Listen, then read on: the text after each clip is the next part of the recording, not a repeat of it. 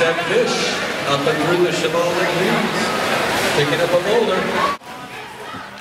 Her name is Linda One, and she's a giant killer. She also goes by Ankylosaurus, referencing a long-dead genus of low-slung armored dinosaur more common during the Cretaceous period about 66 million years ago. In other words, she's not much to look at. But tough.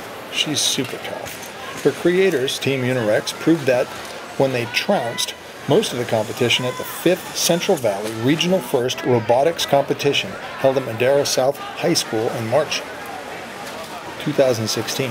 Somehow, the first-year Sanger team defied the odds, placed second in the competition, and even scored Rookie All-Star Award.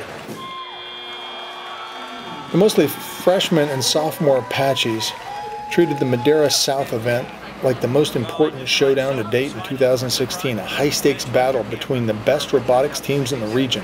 Their training, preparation, and ability to exhibit grace under pressure meant the difference between utter annihilation by vastly more seasoned teams or a respectable finish.